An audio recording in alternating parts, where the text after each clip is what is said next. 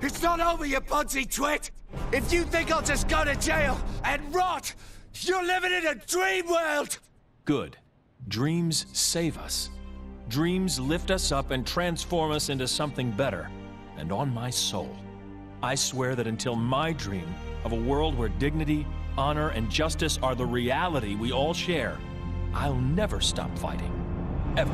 Well, we are getting closer and closer to the release of not only Superman, but the official release of the trailer. As you know, back in December, the teaser trailer was released. Barely any dialogue, no real plot. Most of it was just Superman in the snow calling for crypto. And still, my favorite trailer of all time. Man of Steel trailer 3 is probably right behind it. Superman is my favorite superhero ever, but I promise I'm being unbiased. This one won't be long, as I just want to get my thoughts out about what we've seen from the movie up until now. I believe the new trailer will be released this week. I've been trying not to make a video about Superman until June, but I think it's time. Hopefully I can try to not make 20 more Superman videos before July, but I won't make any promises. Anyway, without further ado,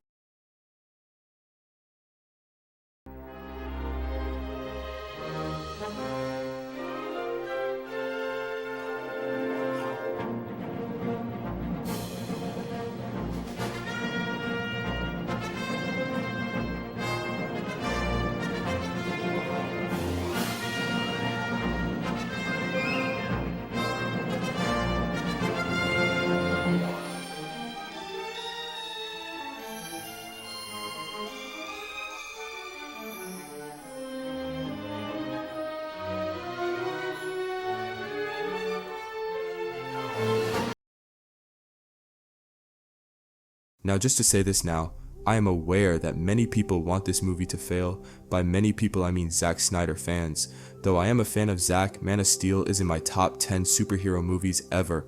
I personally am ready for the new universe to begin. I love Henry and his portrayal of Superman. He was great. Yes, he was dark and moody, but I feel like it was still good. I didn't feel he was Superman any less. Just a different and more realistic take on the character. Now, with that being said, I am supremely confident that David Cornswet will be the best version of Superman of all time. I could be wrong, but last time I thought that about a character was Robert Pattinson's Batman, and Rob's Batman is my favorite version of Batman, so a lot of people mainly talk about the suit, and looking at the suit, I can see why people don't like it. It's different than other iterations from older Superman adaptations, as are most of the Superman suits and adaptations. Like Man of Steel, which is a great suit in my eyes, My Adventures with Superman, Injustice, and others. It's cool to see unique takes on comic book suits. I know a lot of people rather just copy-pasted comic book suits, and that's fine. Christopher Reeve's Superman was accurate. I personally liked the suit for its time and era, but for me it felt a little cheap and cosplay-like, which for that time was perfectly fine and it worked for the movies. Christopher Reeve was perfect as Superman though. Tobey Maguire was pretty accurate. Most comic book movies have comic accurate suits, but rebooted superhero movies usually give their own take on it.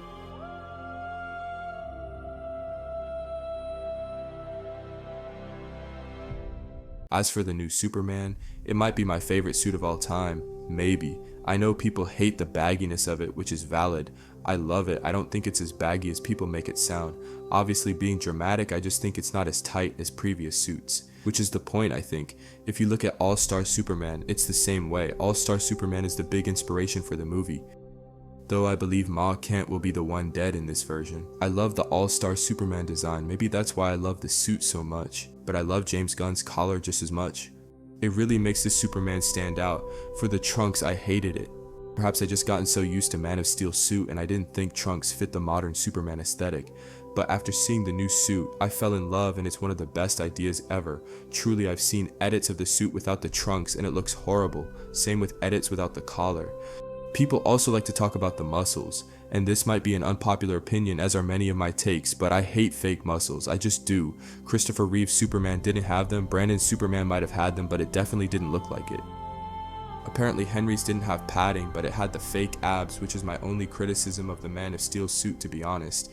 Tyler's suit from Superman and Lois had a lot of fake muscles and abs. Honestly, another unpopular take I know, I don't like it. Ironically, it looks cheap. People say that about David's and I wholeheartedly disagree. Tyler's Superman just looks like a TV Superman, which isn't bad for the budget and program that it is on. I'm not saying he's a bad Superman or that the suit design is bad, because he is great and the design of the suit is very unique. I just don't like the fake muscles, as it always looks very obvious and cheap. People also say David's Superman doesn't have any muscles, or the suit doesn't show the actor's physique. I also disagree. Does it show it as much as Henry's? No. But you can't tell me these shots doesn't showcase that he clearly has worked out.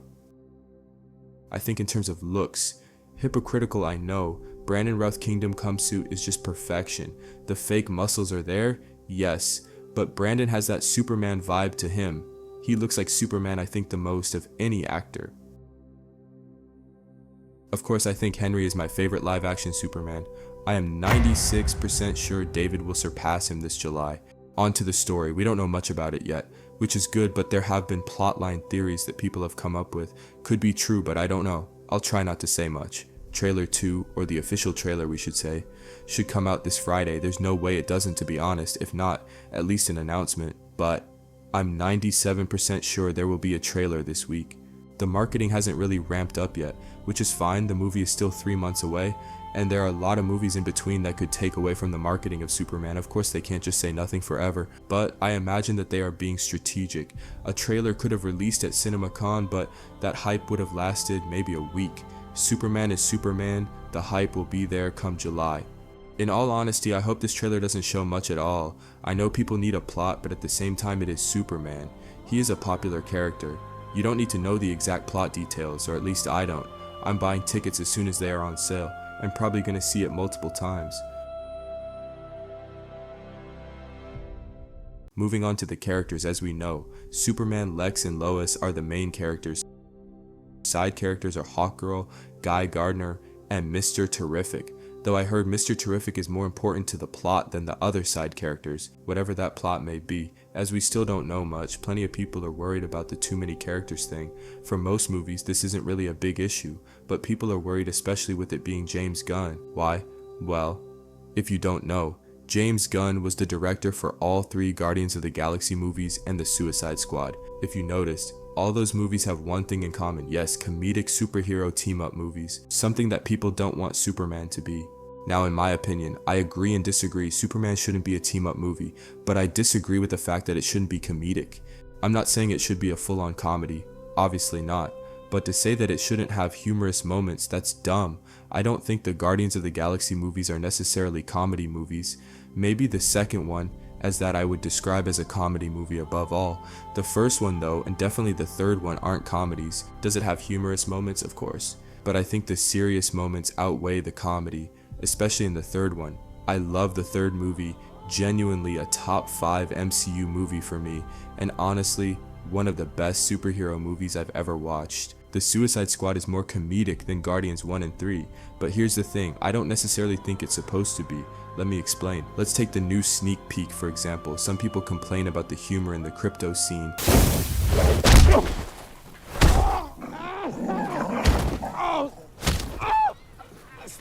Stop! No! Crypto!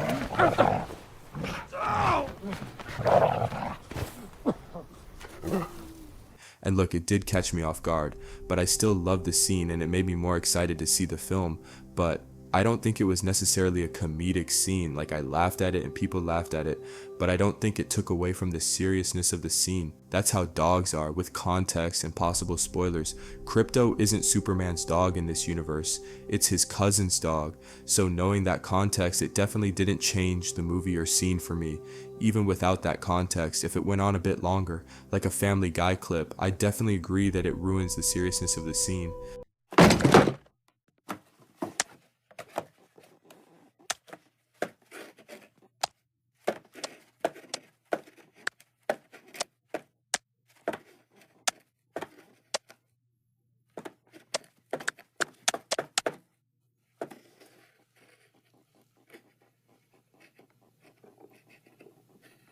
Overall though, I don't think James Gunn humor is bad or overbearing. I think he knows how to balance it. Guardians 2 made me cry, Guardians 3 made me cry, and the Suicide Squad made me cry. This Superman movie might make me cry from the opening scene alone. Been 12 years since we had a Superman movie. Gosh. The casting, I must say, is top tier, literal perfection. I was iffy about Nicholas Hoult at first, but he's grown on me. Not much more I could say about the casting, literally perfect.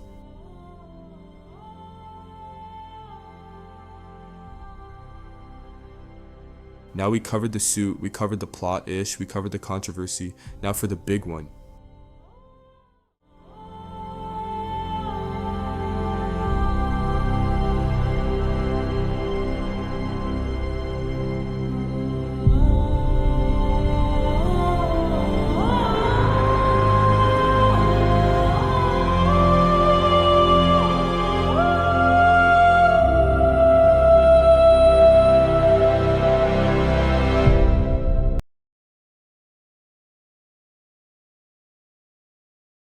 Now a big topic for this movie is the success, or lack thereof. Now as I said before, many people want this movie to fail. Many want it to succeed. The pressure on this movie is insane. Many are predicting average numbers, many are predicting high numbers, many are predicting a straight up flop. Me, I'm in between. I'm not expecting $1 billion, but I'm not expecting a flop either. The movie's budget is unknown right now. There was a rumor it was $350 million, which is really high, but I expect the budget to be around $220 to $300 million. Now 10 years ago this didn't matter. The world didn't focus on how much a movie made, they just went to see it. The term break even wasn't even a thing, but I was like 13, so what do I know, right? Anyway, for the movie to see any profit, it has to make at least $600 million with a $300 million budget. Now can this movie hit that? I don't know. If you told me Superman was releasing in July with no other big blockbusters coming out, I'd say definitely, maybe even $1 billion. But the problem is the competition. In the first week of July, just 1 week before Superman, we have Jurassic World Rebirth. Now if you don't know, every Jurassic World movie has made at least $1 billion. And this one is said to be better, and it has Scarlett Johansson in it. Look, I get it. The movie does look cool. I loved the first Jurassic World with Chris Pratt. It was cool and fun. The last two I didn't care for though, but I can definitely see why this movie is predicted to do so well, regardless of if it's good or not. Then we have Fantastic Four 2 weeks after Superman. And look, Fantastic Four is an MCU movie. It has a uniqueness to it. It has Pedro Pascal. It could do numbers. I predict it will do numbers. As for Superman, well, it's gonna be hard to be a big success, but I think it will. It's still Superman. People say Superman movies usually don't do well, but I'm confused by this, as Superman Returns is the only Superman movie that didn't do well.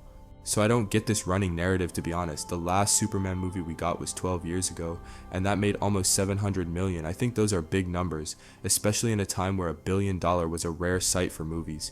My prediction is Superman will make around $650 million to $780 million, which to me is a huge success. Let's just hope it is for Warner.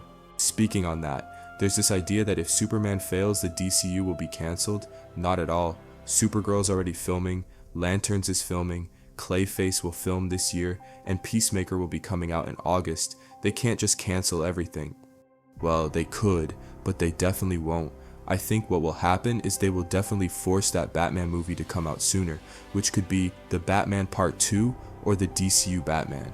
Either way, I'm not worried for the Superman movie. Now, the Supergirl movie on the other hand, I genuinely think this has a big chance to flop. Of course I hope not. But Supergirl isn't exactly a popular IP for movies, no big star leading the film, which isn't that big of a deal. David isn't a big star, but he's playing Superman, so it is a little different. Melissa played Supergirl on the CW, and she's the best Supergirl of all time. I know there hasn't been many, but she's still #1, and I must say, her suits, especially this one, is one of the best ever made, top 10 all-time suits for me. Supergirl is my personal most anticipated movie next year, but again, it's the competition. And Supergirl literally has 10 times more and much bigger films than Superman's competition. I honestly don't think this movie will do well at all. I do think it will be good, and I pray it succeeds. I just don't see how with the competition it has, but I'll save that for my Supergirl movie early perspective, which I won't release till later this year as we don't know or have much for the movie yet. Anyway, that's my video. Please like and subscribe if you want to see more videos. As always, thanks for watching and more videos to come.